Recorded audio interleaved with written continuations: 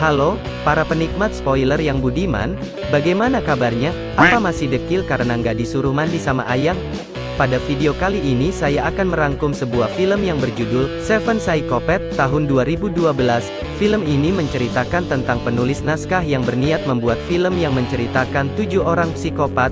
Sebelum itu, jika kalian suka dengan pembahasan alur film, silahkan klik tombol like, komen dan jangan lupa subscribe, agar tidak ketinggalan pembahasan-pembahasan film selanjutnya. Oke, tanpa berbasa-basi lagi, mainkan intronya.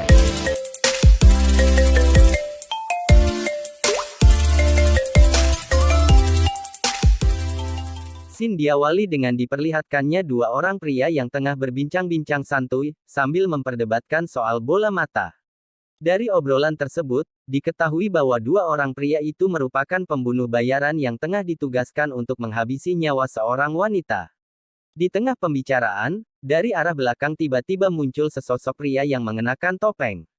Tanpa aba-aba, ia menembaki dua pembunuh bayaran tersebut tepat di kepalanya. Seketika keduanya ambruk sebelum sempat menjalankan misi. Lalu, si pria bertopeng itu pun melemparkan dua buah kartu bersimbol Jack Diamond pada jasad mereka. Dari sanalah ditunjukkan bahwa si pria bertopeng merupakan psikopat nomor satu. Di lokasi lain, Martin terbangun dari tidurnya.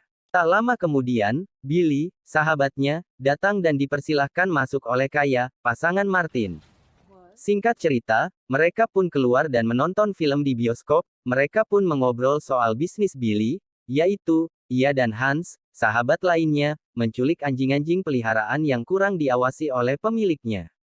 Setelah si pemilik mencari ke sana kemari, mereka pun berpura-pura menemukan anjing-anjing tersebut dan mengembalikannya. Tentu si pemilik anjing merasa berhutang budi dan memberikan upah yang lumayan besar. Hans merupakan seorang pria tua, yang memiliki seorang istri pengidap penyakit kanker, dan ternyata uang dari bisnis penculikan anjing tersebut, ia gunakan untuk membiayai pengobatan istrinya. Lanjut, Billy dan Martin membicarakan perkembangan naskah film yang tengah digarapnya. Film tersebut direncanakan berjudul Seven Psychopaths, yang akan bercerita tentang 7 orang psikopat dengan latar cerita yang berbeda-beda. Namun Martin mengaku sejauh ini ia baru memiliki satu karakter psikopat saja.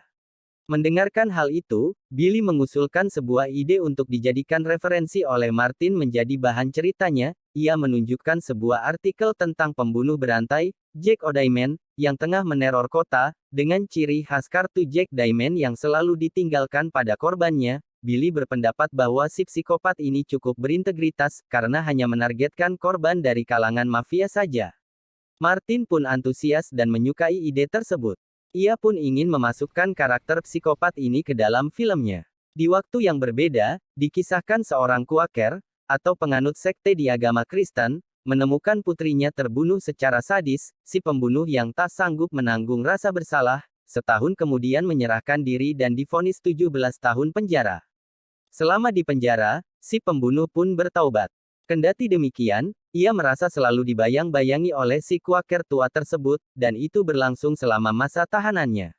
Bahkan, setelah ia dibebaskan dari penjara, ia masih merasakan keberadaan pria tua itu di sekitarnya.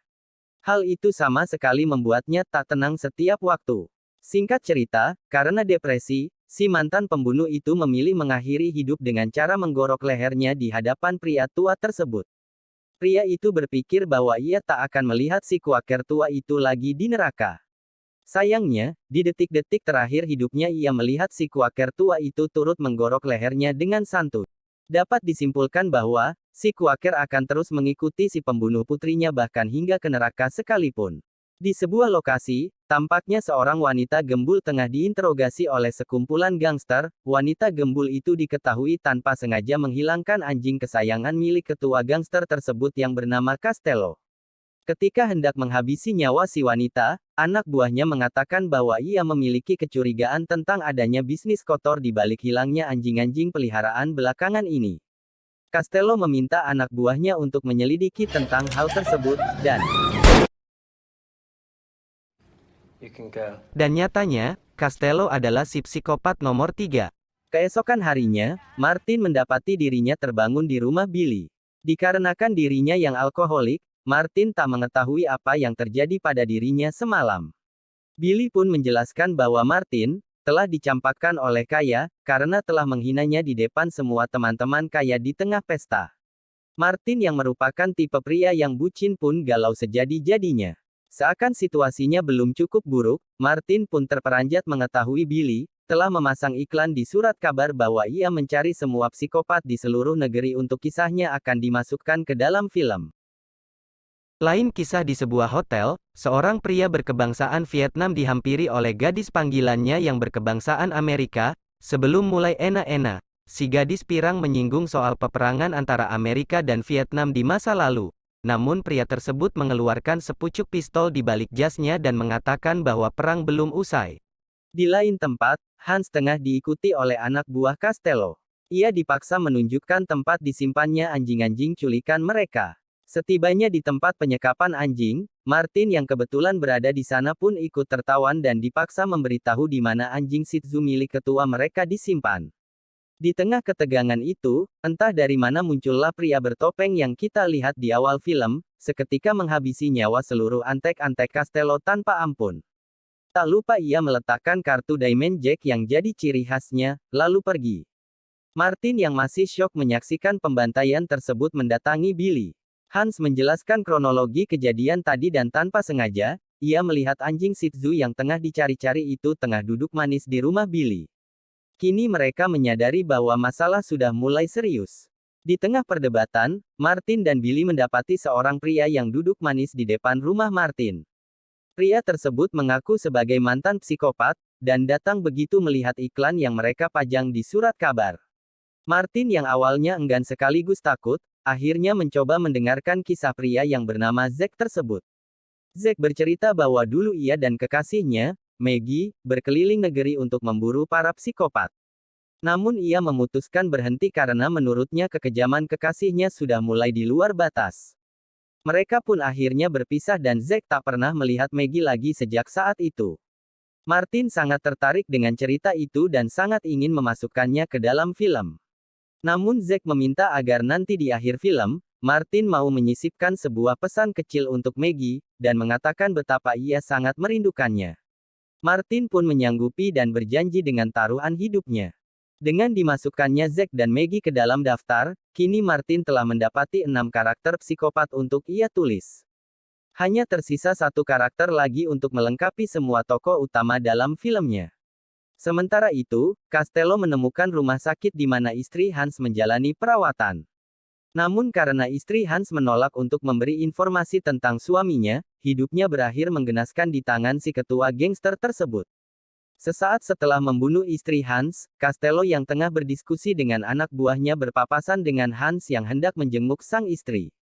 Mendengar obrolan mereka, Hans berpura-pura melewatkan ruangan sang istri demi mengecoh si ketua gangster. Sepeninggalnya Castello, Hans mendapati istri yang amat dicintainya telah bersimbah darah tak bernyawa.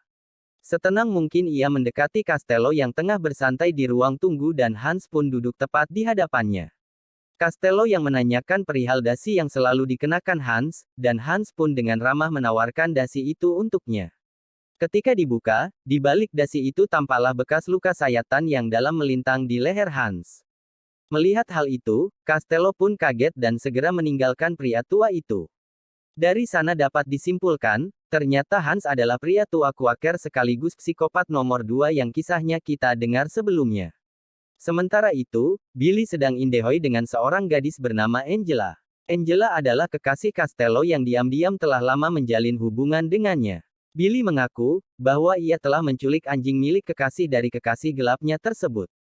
Angela panik karena mengetahui betapa berharganya anjing itu bagi Castello. Ia pun buru-buru menghubungi Castello untuk memberitahukan hal itu. Sementara itu di waktu yang sama, Billy dihubungi oleh Hans yang mengabari bahwa Castello baru saja merenggut nyawa istrinya. Seketika air muka Billy pun berubah. Saat Angela tengah berbincang di telepon, ia meletakkan sesuatu di tangannya dan langsung menembak perut gadis itu. Segera ia merebut telepon dan dengan santainya mengatakan pada Castello, untuk segera mengirim ambulans ke kediamannya. Dan sesuatu yang berada di tangan Angela adalah kartu dengan simbol Jack Diamond.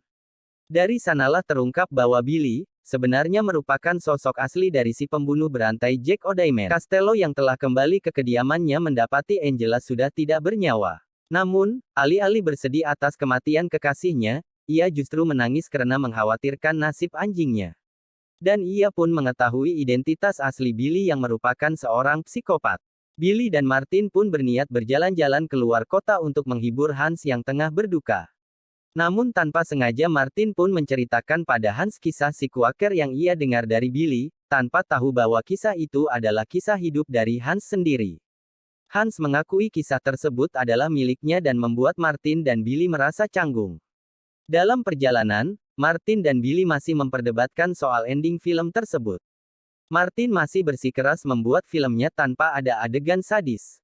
Sementara Billy berpendapat sebaliknya. Ia mengharapkan ending dengan scene baku tembak sebagai adegan klimaks dalam film itu. Singkat cerita, mereka pun tiba di sebuah gurun dan memutuskan untuk berkemah di sana. Malam itu mereka masih mendiskusikan naskah skenario yang belum rampung itu. Hans mengusulkan tentang cerita pria Vietnam yang membantai orang-orang Amerika, sebagai bentuk balas dendam atas keluarganya yang telah dimusnahkan oleh tentara Amerika. Sementara Billy pun ikut mendemonstrasikan adegan baku tembak yang merupakan bagian ending versinya. Keesokan harinya, Martin dan Hans yang tengah berbelanja di rest area, tanpa sengaja melihat sebuah artikel di koran yang memuat berita kematian Angela. Di situ disebutkan bahwa terdapat DNA Billy pada jasad korban, dan juga kartu Jack Diamond, sehingga polisi pun menetapkan Billy sebagai tersangka pembunuhan berantai selama ini. Martin yang shock dan kecewa mengetahui fakta ini, memutuskan kembali mabuk-mabukan. Begitu pula dengan Hans, ia pun memutuskan kembali mengkonsumsi narkoba yang sudah lama ia tinggalkan. Billy berusaha menjelaskan, alasannya membunuh orang-orang itu tak lain dan tak bukan hanya untuk menstimulasi kekreativitasan Martin dalam menulis naskahnya. Namun justru hal itu membuat mental Martin semakin kacau. Ia pun memutuskan pulang dan membatalkan penulisan skenario. Billy yang tak terima, membakar mobil agar mereka semua tidak bisa pulang. Ia telah mantap menjadikan gurun itu sebagai lokasi pertarungan terakhir untuk ending filmnya. Ia pun telah menelpon Castello untuk datang seorang diri dan tanpa senjata jika ingin anjingnya selamat. Keesokan harinya, Martin yang baru saja terbangun, langsung menghajar Billy untuk melampiaskan kekesalan dan rasa frustasinya. Ia pun ikut membentak Hans karena semalam menjadi meragukan akhirat hanya karena berhalusinasi bertemu dengan almarhum istrinya. Billy kembali berulah. Ia pun mengaku bahwa semalam ialah yang berpura-pura menjadi istri Hans hanya untuk mengerjai Hans yang semalam mabuk kecubung. Hans yang kecewa memutuskan untuk meninggalkan keduanya dan berjalan menuju rest area seorang diri. Billy dan Martin tengah berada di puncak bukit untuk memantau kehadiran Castello. Di balik teropong Martin melihat kehadiran Castello yang mengendarai mobil seorang diri. Saat diinterogasi, Castello mengaku ia tak membawa senjata maupun anak buahnya sesuai perjanjian. Dan benar saja, saat digeledah, ia hanya membawa sebuah pistol suar. Billy yang mengharapkan adegan baku tembak, sangat kecewa dan menembak kaki si ketua gangster tersebut. Sontak Martin pun kaget, ia tak menyangka Billy akan setega itu untuk menyakiti pria tak bersalah. Ia memutuskan untuk mengantarkan Castello ke rumah sakit. Sementara itu, Hans yang telah sampai di rest area, melihat salah satu dari anak buah Castello tengah memantau sesuatu dengan menggunakan teropong. Begitu menyadari keberadaan Hans, ia buru-buru menodongkan senjata dan menggertak Hans. Namun, Hans sama sekali tidak gentar.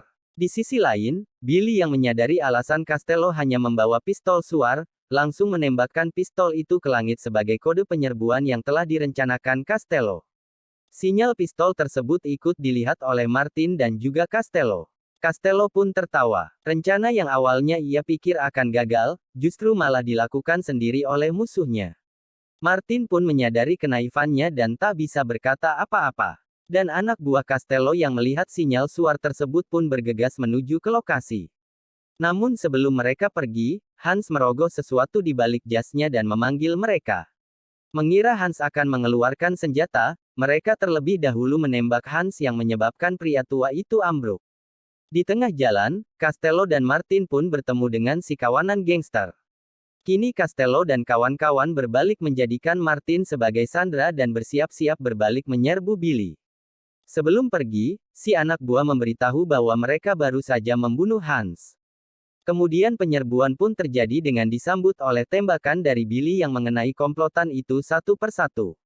Pada titik ini, situasi baku tembak inilah yang selama ini diinginkan Billy sebagai adegan puncak dalam film Martin. Di akhir pertarungan, Costello yang menjadikan Martin sebagai sandera, terpaksa membuat Billy terdesak. Ia dipaksa melucuti semua senjata dan menyerahkan anjing kesayangannya jika ingin Martin selamat. Mau tak mau Billy pun terpaksa membuang semua senjatanya. Namun saat Billy keluar dari persembunyiannya, ternyata ia telah bersiap dengan pistol suar yang tengah digolongkan ke kepala anjing Shih Tzu milik Costello. Seketika Costello pun panik. Martin memberitahu Billy bahwa antek-antek Costello telah membunuh Hans. Karena tak ingin anjing kesayangannya terancam bahaya, Martin pun dibebaskan. Sebelum pergi, Martin sempat meminta Billy untuk ikut dengannya. Namun pria itu menolak. Hatinya telah mantap untuk menyelesaikan adegan puncak yang selama ini ia inginkan. Ia bahkan sudah siap mati untuk itu. Dengan berat hati, Martin terpaksa pergi dan merelakan satu lagi sahabatnya untuk pergi dari dunia ini. Selepas kepergian Martin, tersisa Billy dan Costello yang akan menyelesaikan duel maut mereka. Namun kocaknya, di saat genting seperti itu pistol Costello justru macet dan membuat Billy amat kesal. Ia pun menghitung mundur. Jika hingga hitungan terakhir pistol itu masih macet, maka nyawa si anjing akan melayang. Tapi di detik-detik terakhir, pistol itu akhirnya berfungsi dan Costello langsung menembak tepat di kepala Billy. Billy pun ambruk. Namun senyum kepuasan terpampang di wajahnya. Akhirnya ending yang selama ini ia inginkan pun terwujud dengan sukses. Martin yang sampai di rest area, menemukan tubuh Hans yang sudah tergeletak tak bernyawa. Ia pun mengambil tape recorder yang berada dalam genggaman Hans. Pada rekaman terakhir suaranya, Hans memberikan ending alternatif untuk kisah si psikopat Vietnam. Yang mana, ternyata serangkaian pembunuhan yang diperlihatkan sebelumnya, tak lain hanyalah sekedar imajinasi pria Vietnam tersebut. Faktanya, ia adalah seorang biksu yang tengah membakar diri sebagai aksi protes terhadap perang. Waktu pun berlalu. Tak terasa film, Seven Psychopath, milik Martin pun rampung dan sukses diputar di bioskop. Namun, satu masalah yang tak terduga pun muncul. Martin yang masih berduka atas kematian sahabat-sahabatnya, mendapat panggilan telepon dari Zack. Ternyata, Martin lupa menyisipkan pesan kecil yang diminta oleh Zack dulu. Zack yang kecewa, kini menagih janji Martin dan bersiap dengan sebilah golok. Namun, Martin telah melalui macam-macam cobaan, kini terdengar pasrah meskipun jika esok Zack datang untuk mengambil nyawanya.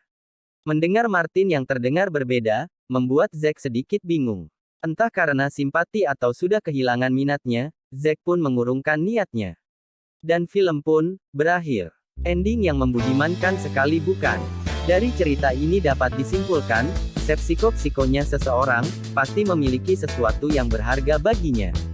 Oke, cukup sekian dengan pembahasan film kali ini.